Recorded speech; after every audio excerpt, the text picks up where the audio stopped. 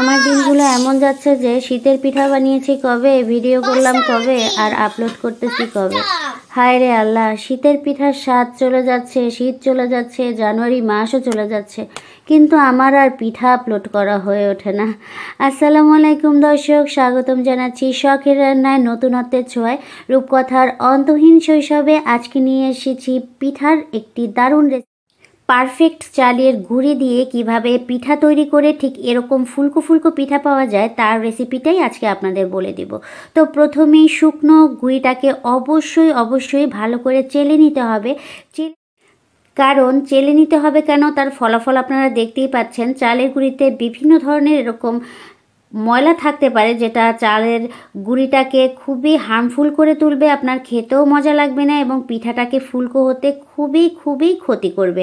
তো ফুলকো পিঠা পেতে হলে প্রথমে খুব ঝরঝরে করে এরকম ঝেড়ে নিতে হবে, তারপর শুধুমাত্র লবণ অ্যাড করে হাত দিয়ে এরকম ঝুরঝুরে করে মেখে নিতে হবে চালের গুঁড়িটাকে। ভালো করে মেখে তারপরে তাতে অ্যাড করতে হবে ঠিক আঙুল চুবানো যায় এরকম গরম পানি। অবশ্যই পানিটা মাত্রাতিরিক্ত গরম হলে চলবে না এবং ঠান্ডা পানি অবশ্যই অ্যাড করবেন না, তাহলে কিন্তু ফুলকো পিঠা পাওয়া যাবে না। তো হালকা করে পানিটা অ্যাড করতে হবে এবং আমরা ঠিক যেরকম রুটির খামি তৈরি করি ঠিক সেভাবে করেই খামিটাকে তৈরি করতে হবে। এপিট ওপিট করে খুব সুন্দর করে আলতো করে মেখে নিতে হবে এবং পেশাপিশিটা ঠিক যতটা পরিমাণ স্মুথ হবে ঠিক ততটা পরিমাণেই পিঠাটা ফুলকো হওয়ার সম্ভাবনা থাকবে। হাতে জোর লাগিয়ে খুব ভালো করে কুচলে অনেকক্ষণ যাবৎ মেখে নিতে হবে। মনে রাখবেন এই মাখামাখিটাই আপনার পিঠাটাকে একদম ফুলকো করে তুলবে। এবং লাস্ট স্টেপ হলো আরও বেশি করে পানি অ্যাড করে নিতে হবে এবং পানিটা অ্যাড করে ঠিক এরকম পর্যায়ে আসলে আপনারা ধরে দেখবেন যে ঠিক কীরকম পর্যায় হলে এর থিকনেসটা ঠিক থাকে। তো এখনই আমি বেশি পানি দেওয়ার কথা বলবো না, ঠিক এই পরিমাণে পানি দিয়ে আপনারা রেখে দিবেন। ওভারনাইট রেখে দিতে পারেন, কিংবা সকালে যদি আপনি ময়ানটা তৈরি করেন সারাদিন রেখে দিয়ে বিকালবেলা ভাজতে পারেন। এরকম করলেই হবে। টাইমিংটা মেনটেন করতে পারেন 2 ঘন্টা, 3 ঘন্টা কিংবা 5 ঘন্টা এরকম ভিজিয়ে রাখলেই তাহলেই পিঠেটা খুব সুন্দর ফুলকো হবে। তো এখন এটা ঢেকে রেখে দেওয়ার পালা। আম্মু বলছিল যে শীত তো চলেই যাচ্ছে, সেই পিঠা বানিয়েছো কবে, ভিডিও করেছো কবে, এখনও ভিডিওটা আপলোড করছো না। আসলে আমার জীবনটা এত পরিমাণ ব্যস্ত হয়ে গিয়েছে যে কি বলবো। তো যাই হোক, দেখুন এর থিকনেসটা আমি আবার ভালো করে হাত উঠিয়ে আপনাদের দেখিয়ে দিচ্ছি। আর এটা হচ্ছে আসলে নিজেদের যোগ্যতা কিংবা হাতের একটা কারিশমা, এটা আসলে দেখিয়ে বোঝানো যায় না। আসলে থিকনেসটা একটু পরেই যাচাই বাছাই করতে পারবেন, যখন আপনারা আধ ঘন্টা কিংবা 1 ঘন্টা কিংবা ধরেন 2 ঘন্টা কিংবা ধরেন 5 ঘন্টা রেখে দিবেন। তারপরে দেখবেন এমনিই চালের গুঁড়িগুলো এমনিতেই ফুলে উঠেছে। তো আমি ঢেকে রেখে দিব, তারপরে যখন ঢাকনাটা খুলবো তখন ঠিক এই রকম পর্যায়ে এসেছে, অনেক ঘন। তো এখানে আরও পানি অ্যাড করতে হবে। তো এগুলো আসলে যারা সবসময়ের পিঠা বানান কিংবা তৈরি করেন তারা থিকনেসটা এমনিতেই বুঝতে পারবেন। এটা কিন্তু অতিরিক্ত ঘন হলে পিঠাগুলো ফুলবে না। পিঠাগুলোর থিকনেসটা রাখতে হবে পাতলা এবং তার ভেতরে হালকা ঘন। ঠিক এই রকম আমি যতটুকু পাচ্ছি দেখিয়ে দিচ্ছি, বাদবাকিটা আপনারা বুঝে নেবেন আশা করছি। তো এখন আমরা পিঠা ভাজার আগে যে জিনিসটা করব, রসের হাঁড়িটাকে প্রিপেয়ার করে নিব এবং কিছুক্ষণ আমরা রসের হাঁড়িটা যেভাবে তৈরি করব সেটা হচ্ছে গুড়টা কিছুক্ষণ গরম পানির মধ্যে ভিজিয়ে রাখলেই গলে যাবে। তারপরে এটাকে ভালো করে জাল করে গরম করে নিতে হবে।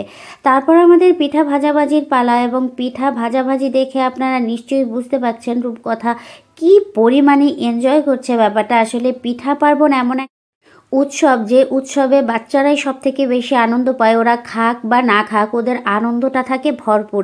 তো শখের রান্নায় নতুনত্বের ছোঁয়ায় চিতই পিঠা কিংবা সাজের পিঠা বলে থাকি আমরা, কিংবা আমাদের এলাকায় বলে থাকি ভাজা পিঠা, কেউ বলে দুধ চিতই। যাই হোক না কেন, এর রসের হাঁড়িটা প্রিপেয়ারটা করব আমরা। জাস্ট গুড়ের মধ্যে আমরা কিছুটা আদা দিয়ে দিব, যে জিনিসটা স্কিপ হয়ে গিয়েছিল। এবং পিঠাগুলা কেমন হচ্ছে আপনাদের দেখিয়ে দিচ্ছি ভেঙে। দেখুন কতটা ফুলকো তুলতুলে নরম শেপের হচ্ছে পিঠাগুলো, এবং গরম রসের হাঁড়ির মধ্যে পিঠাগুলো এভাবেই আমি একটা একটা করে দিয়ে দিব। এবং আমরা ওই দিন অনেক এনজয় করেছিলাম। আর আমার বাসায় যেহেতু কাঠের চুলা আছে, আমি কাঠের চুলাতে ভাজতে চেষ্টা করি, কারণ পিঠেগুলো তাহলে চারপাশ থেকে খুব সুন্দর হয়। কিন্তু এই প্রসেস অবলম্বন করে গ্যাসের চুলায় ভাজলেও আমি আপনাদের গ্যারান্টি সহকারে বলতে পারি এটা খুবই খুবই সুন্দর হয় এবং ফুলকো হয়, কারণ আমি গ্যাসের চুলাতেও এই প্রসেসে ভেজে দেখেছি। তো আমার যেহেতু কাঠের চুলা আছে, একটু উৎসব মুখরতা আনার জন্যই আমি মেনলি এই চুলোতে তৈরি করেছি পিঠাটা, যাতে রূপকথা একটু বেশি আনন্দ পায়। তো ওই দিন আমরা একটা একটা করে পিঠা বানাচ্ছিলাম আর চুলোতে বসে এই গরম গরম খেয়ে ফেলছিলাম। এতটা বেশি ইয়ামি এবং মজা হয়েছিল। নিচের পর্শনটা একদম মচমচে কুরকুরে এবং উপরেরটা একদম সফট তুলতুলে। এত মজা যে গরম গরম ভাজছিলাম আর রূপকথা, আমি, আম্মু মিলে সবাই মিলে খেয়ে ফেলছিলাম। তো যাই হোক, গরম রসের হাঁড়িতে কিন্তু আমি দুধ এখনও অ্যাড করিনি।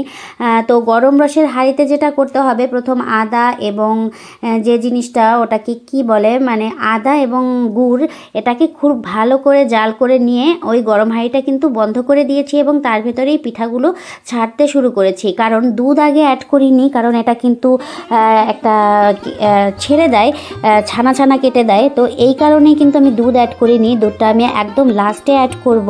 তো পারফেক্টলি আমি যেভাবে আজকে পিঠাটা তৈরি করেছি, সেটার প্রত্যেকটা স্টেপ যদি আপনারা ফলো করে থাকেন, তাহলে সত্যিই বলবো এরকম রসমালাই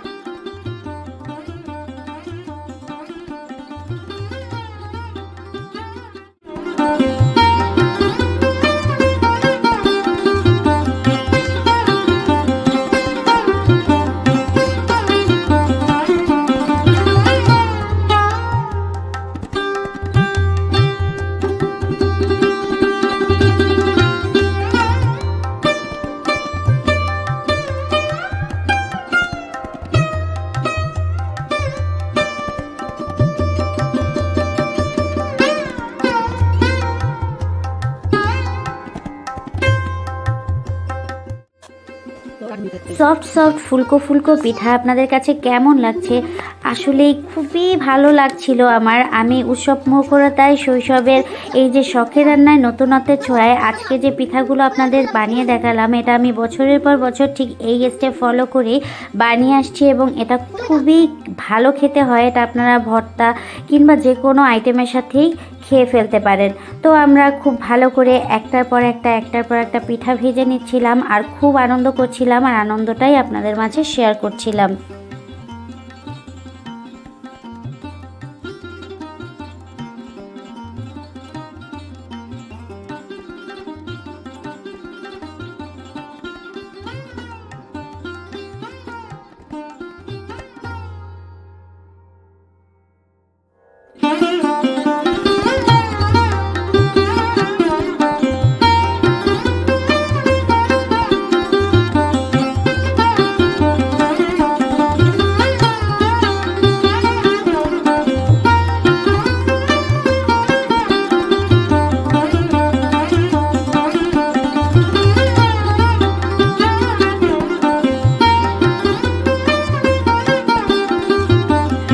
এখন হচ্ছে ভেজে রাখা পিঠেগুলো রসের হাঁড়িতে ভেজানোর পালা। তো দেখতেই পাচ্ছেন আমি কিন্তু দুধ অ্যাড করিনি, দুধটা আগে থেকেই আমি ভালো করে প্রিপেয়ার করার চেষ্টা করছিলাম। তো আমার যেহেতু ফ্রোজেন মিল্ক ছিল, সেহেতু আমি সেটাকে খুব ভালো করে জ্বালিয়ে গরম করে নিব এবং পিঠাগুলো ঢেকে দিয়ে ওই পাশে চুলোতে অন্য একটা হাঁড়িতে আমি দুধটাকে খুব ভালো করে গরম করে নিব এবং এটা একদম টকবগে করেই গরম করে নিতে হবে। যখন টকবগে করে সুন্দর করে ফুলে উঠবে দুধটা, ঠিক তখন সেই পর্যায়ে টকবগে দুধটাকেই রসের হাঁড়ির মধ্যে ঢেলে দিলেই একদম একটা মালাই মালাই টেক্সচার দিবে, যেটা আপনারা যখন তৈরি করবেন তখনই বুঝবেন, ফেটে যাবে না, কিছু না, জাস্ট অসাধারণ খেতে হবে।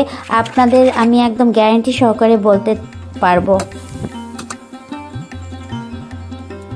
আর একটা স্টেপ অবশ্যই ফলো করার চেষ্টা করবেন, যতটুকু পারেন পাউডার মিল্ক ইউজ করার চেষ্টা করবেন, কারণ পাউডার মিল্কের যে টেক্সচারটা আসে অন্য কোনো কিছুতেই সেই টেক্সচারটা আসে না, একটা দারুণ ফ্লেভার দেয়। তো গরুর যে মিল্কটা আমি ইউজ করেছি তার মধ্যে আমি কিছু পাউডার মিল্ক দিয়ে দিয়েছি এবং গরম দুধটাকেই রসের হাঁড়ির মধ্যে ঢেলে দিলাম এবং দেখতেই পাচ্ছেন একদম টোটালি ফেটে যায়নি, কিছু হয়নি, একদম সুন্দরভাবেই রয়েছে পিঠাটা। তো যাই হোক, এখন হচ্ছে কেটে দেখানোর পালা। কিভাবে দেখুন এটা কিভাবে ফুলেছে এবং কীরকম একদম মালাই মালাই টেক্সচার দিচ্ছে। আর হ্যাঁ, পিঠাটা কিন্তু বেশিক্ষণ ভিজিয়ে রাখার কোনো প্রয়োজন নেই। আমার কাছে মনে হয়েছে যে মেবি আমি 2-2.5 ঘন্টার পরেই, তখন রসটা ঠিকভাবে ঠান্ডাও হয়নি, একদম ধোয়া ধোয়া ওরা গরম ছিল। তো 2-3 ঘন্টার মধ্যেই খুব সুন্দরভাবে এই পিঠাটা তৈরি হয়ে যাবে। তো আজকের ভিডিওটি ভালো লাগলে অবশ্যই লাইক কমেন্ট শেয়ার করবেন। আল্লাহ হাফেজ।